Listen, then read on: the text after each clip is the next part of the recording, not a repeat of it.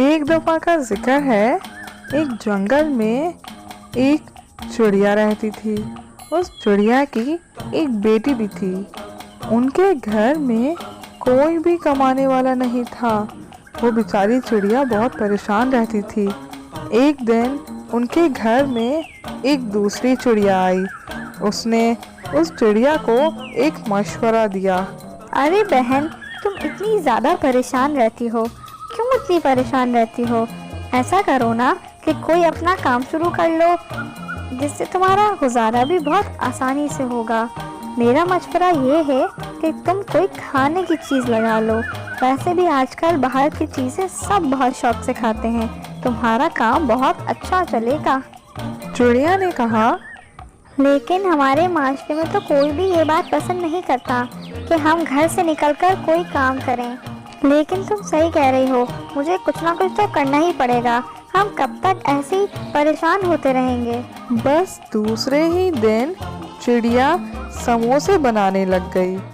तोते ने देखा कि चिड़िया बहन तो मज़े मज़े के समोसे बना रही हैं।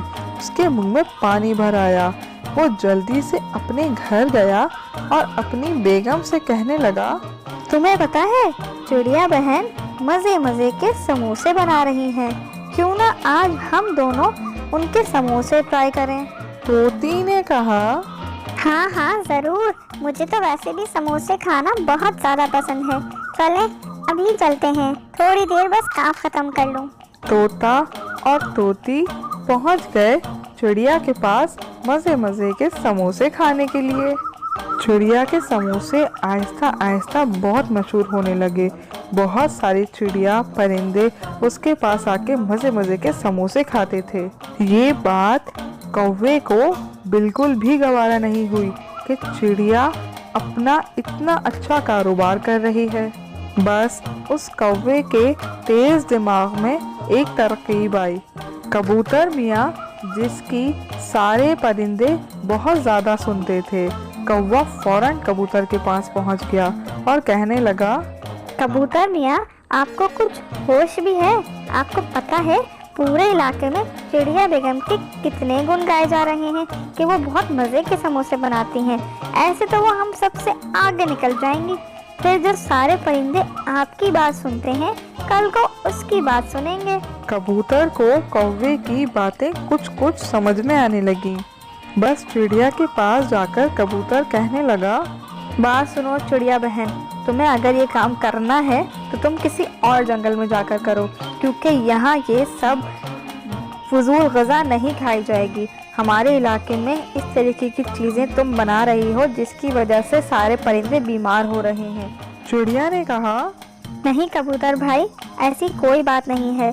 मेरे इस खाने में कोई भी फजूल ग़िज़ा इस्तेमाल नहीं हुई है। सारी सेहतमंद चीज़ें हैं।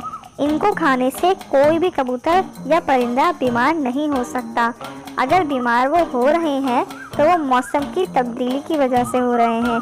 भले आप किसी से ये टेस्ट करवा लें। फिर उसी ही इलाके की डॉक्टर चिड़िया को बुलाया गया। डॉक्टर चिड़िया, आप बताइए ना, खामोश क्यों हैं? बताइए कि हमारे इलाके में कितने ज़्यादा परिंदे और चिड़िया बीमार हो रही हैं, क्योंकि ये जो समोसे बना रही हैं ये गलत अज्जा इस्तेमाल कर रही हैं, जिसकी बिना पर परिंदे और कबूतर बीमार हो रहे हैं। डॉक्टर चिड़िया ने कहा, नहीं कौवे भाई, आपको यकीनन कोई गलतफहमी हुई है, क्योंकि चिड़िया बहन के समोसे तो खुद मैं रोज़ खाती हूँ और मैं बिल्कुल सेहतमंद हूँ।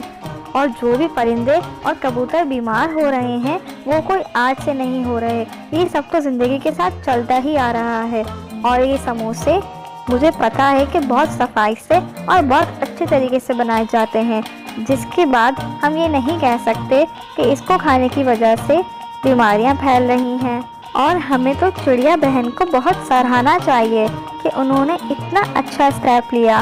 वो परेशान होने के बजाय खुद मेहनत करके कमा रही हैं। इससे अच्छी बात और भला क्या हो सकती है?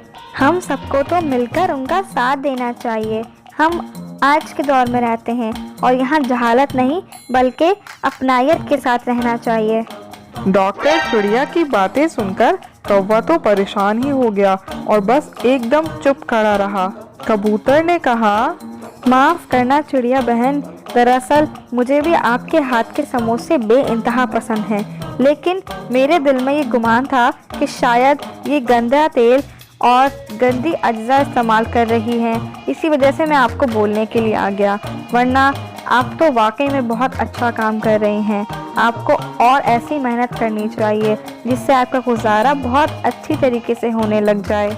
बस चिड़िया की ईमानदारी की वजह से चिड़िया की जीत हुई। अब किसी के पास कोई बात नहीं थी चिड़िया का कारोबार रोकने के लिए।